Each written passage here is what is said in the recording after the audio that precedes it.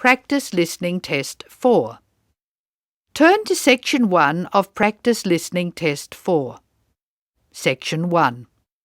Listen to the conversation between two students, John and Carol. They have a list of the names of authors whose books have been given to the library. They have to classify the authors as writers of cookery, sports or travel books. First, you have some time to look at questions 1 to 8 on the table.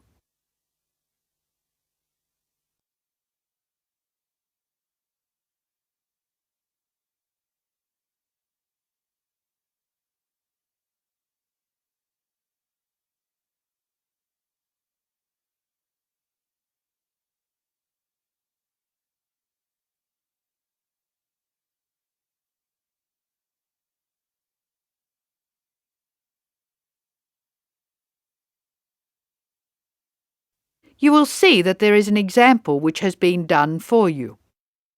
The conversation relating to this will be played first.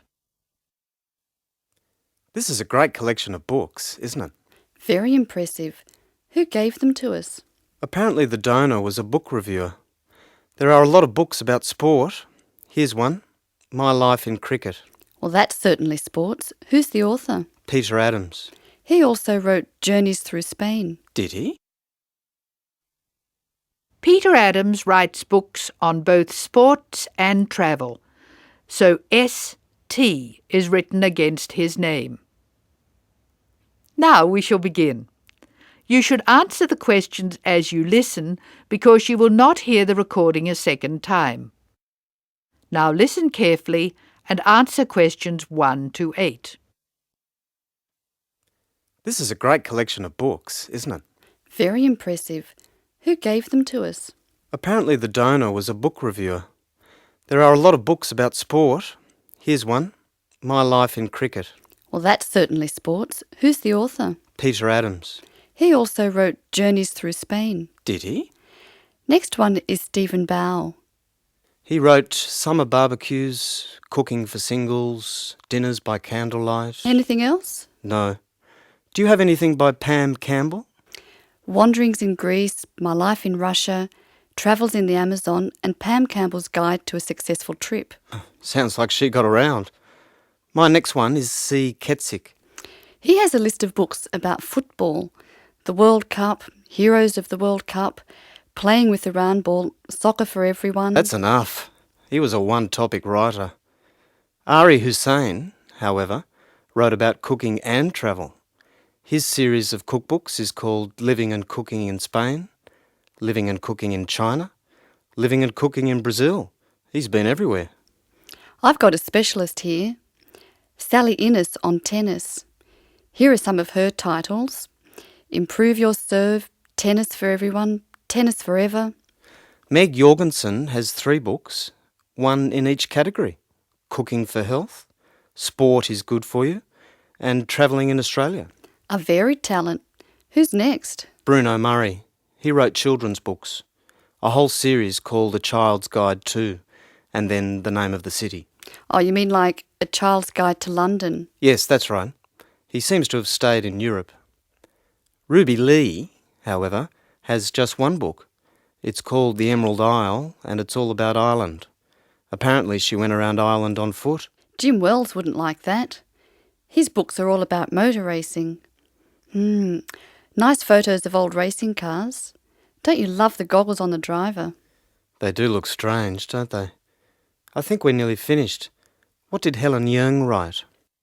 Summer menus. Food for thought. She also did a book of Chinese recipes. Cantonese, I think. OK, that's dealt with the first box. Let's stop for a minute. That is the end of Section 1. You now have some time to check your answers.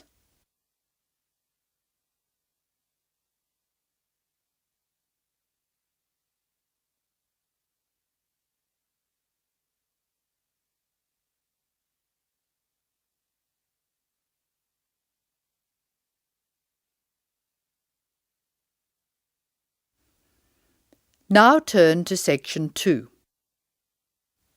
Section 2. You are going to hear a talk by a student advisor who is inviting new students to a welcoming party. Look at the invitation. Tick if the information is correct or write in the changes. First look at questions 9 to 14.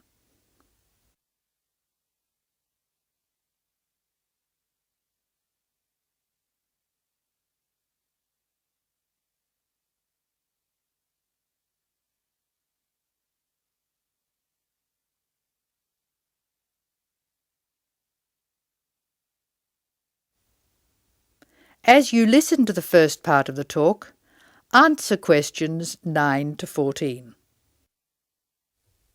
Hello, my name is Dave Burns, and I'm here to tell you about the welcoming party we're having for new students. Unfortunately, the information on your invitation is inaccurate.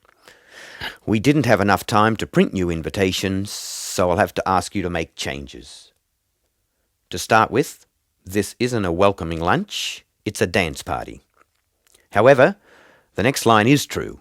The party will be held at Blackwell House. Is everybody comfortable with that? The next line tells you when the party will be. Friday, June 15th at 8 p.m. But I have good news. The party will end at 11 p.m. As a result of this later end to the party, the bus will go later too. So it should read, free transport to the student hostel is available, leaving Blackwell House at 11:30. And of course, other students may attend, and all students must have their student ID card with them.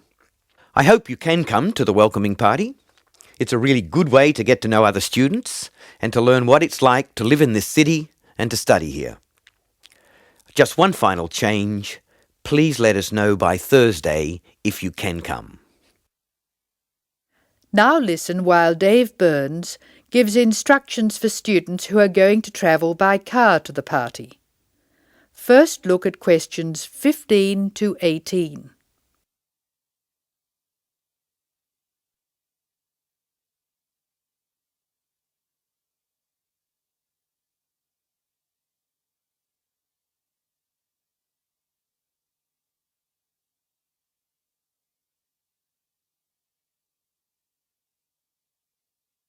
Write no more than 3 words for each answer.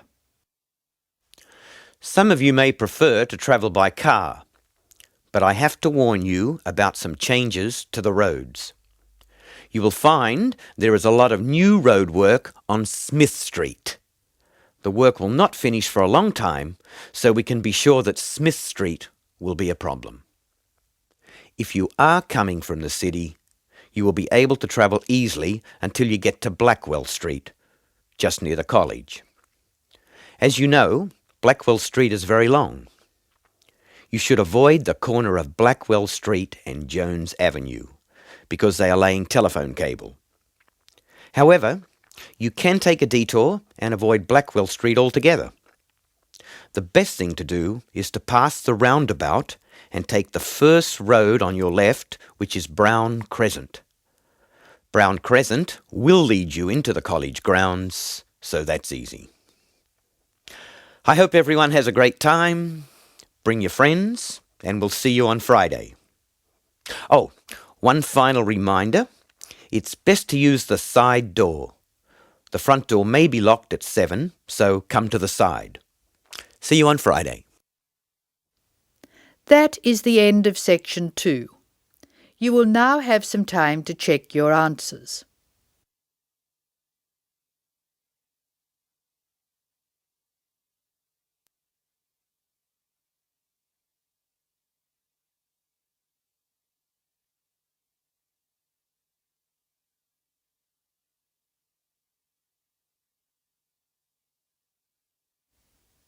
Now turn to section 3. Section 3. In this section you will hear a discussion between 2 students who have to describe a lawn sprinkler for part of their general science course. A lawn sprinkler is a machine designed to water gardens and lawns. In the first part of the discussion, the students are talking about the different parts of the sprinkler. First, look at questions 19 to 23.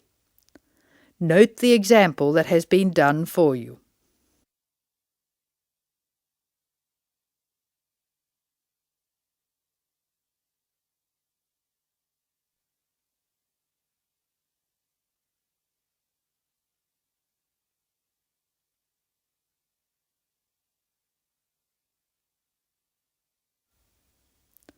Now listen to the conversation and label the parts of the sprinkler on the diagram. Choose from the box. There are more words in the box than you will need. Hello, Scott. I believe you're going to be my partner for this practical session. Have you got the model set up? Yes, it's right here. The instructions say we have to describe it first and label the diagram. I've started from where the water enters the machine. The water enters through a hose pipe and then it turns a water wheel. You can see where the wheel is marked by an arrow pointing upwards. It's called a water wheel because it's designed so the water will catch against the wheel. This action spins a series of gears. How are you going to describe the gears? There are 2 worm gears, one vertical and one horizontal. The horizontal worm gear drives a circular gear. That gear is connected to a crank which changes the motion. The crank is already labelled. Do you see the 2 white arrows? I see. Okay. The water has passed across the water wheel. Then what? Okay. Then you could say the water passes through the spray tube. Yes, I see. And the water is then spread over the lawn through holes at the top of the spray tube. How are you going to describe the base? How about this? The sprinkler stands on a base consisting of 2 metal tubes which join at a hinge at one end and continue into a plastic moulding at the other. That's certainly starting at the bottom. Do you want to mention that there's no water in the base? I don't think that's necessary. If you look at the diagram, it's easy to see that the only metal tube to contain water is the spray tube. You can actually see the water coming out of it. Now listen while Linda and Scott's instructor, Mark Stewart, talks to them. Answer questions 24 to 29.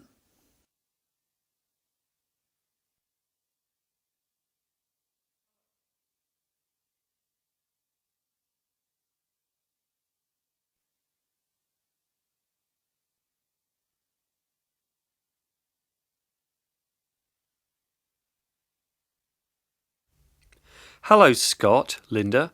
I'm glad I caught you before class. Did you know about the change in examination schedule? Change? Yes, the last day of examinations for your group will be December 2nd instead of November 29th. Is that definite? We were told they'd be on November 26th, and then there was a rumour they'd be on December the 1st. The schedule's gone to the printer. There can be no changes. It's definitely December 2nd. That's a relief. I'm going to the US on December the 4th. Are you one of the exchange students? Yeah. I'm really looking forward to studying there. Do you know if their general science courses are anything like ours? It's not very likely. Actually, all basic general science courses are fairly similar. You'll find you're behind in some things and ahead in others. I wouldn't worry too much about the course. You've been doing well on this one. Linda, have you finished your assignment yet? I'm nearly there. I should be able to give it to you on Monday. That's good. I can't let you have another extension.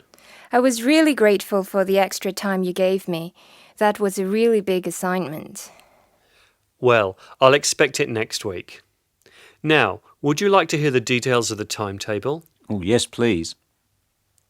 I've just finished putting it on the notice board downstairs. Basically, you'll have 4 examinations. General Mechanics is in the morning of December 1st.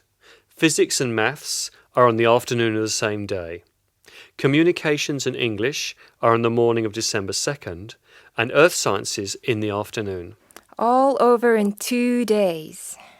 Yes. I'll miss teaching this class. You're all good at expressing your views, which makes for an interesting class. Some of the other first-year classes won't talk, and they're rather boring to teach. That is the end of Section 3. You will now have some time to check your answers.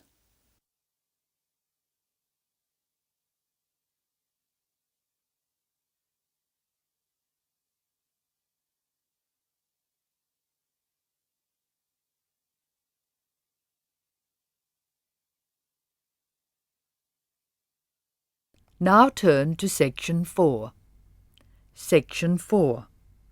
You will hear an extract from a talk about student health, and specifically about ways to avoid headaches. Listen to what the speaker says and complete the summary. First, look at questions 30 to 40.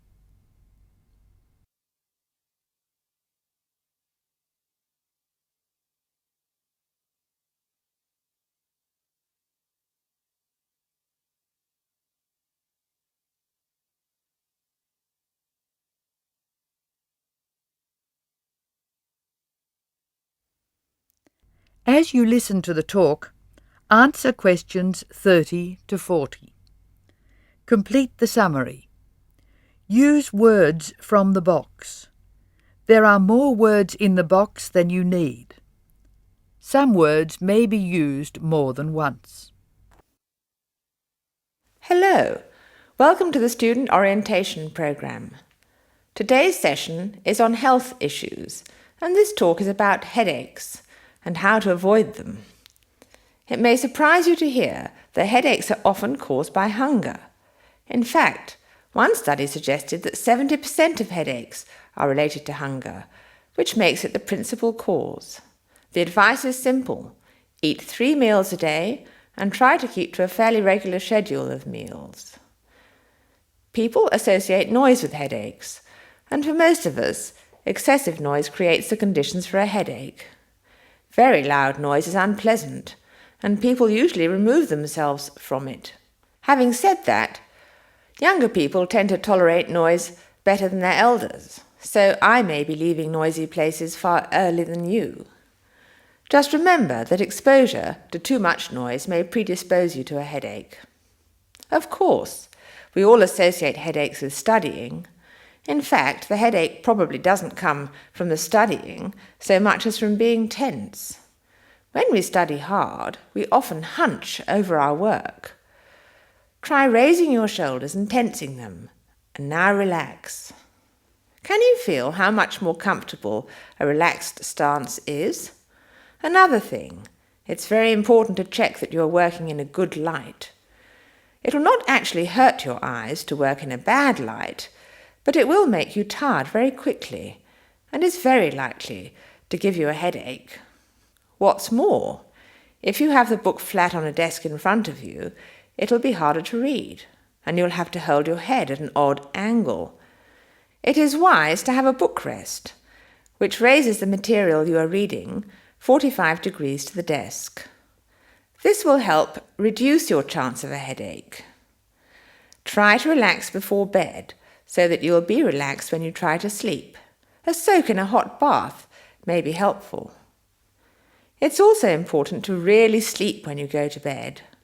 A good mattress is a wise investment for people who want to avoid headaches.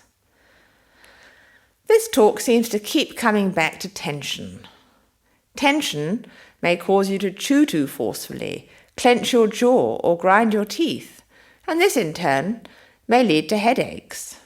It is very easy to say that you shouldn't grind your teeth, and very hard to stop, particularly if you grind your teeth in your sleep. Try to avoid situations which will make you tense, particularly just before bed. If you do compulsively grind your teeth in your sleep, ask your dentist about a soft mouth guard. In general, try to eat regular meals and avoid tense situations. Be sure you get plenty of exercise. Hopefully your headaches will be greatly reduced.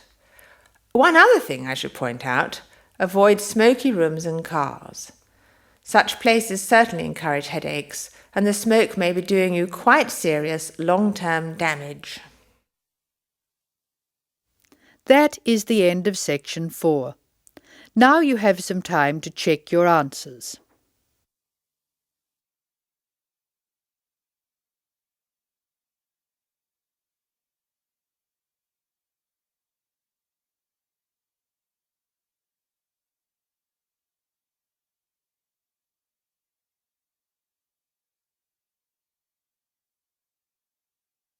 That is the end of test 4.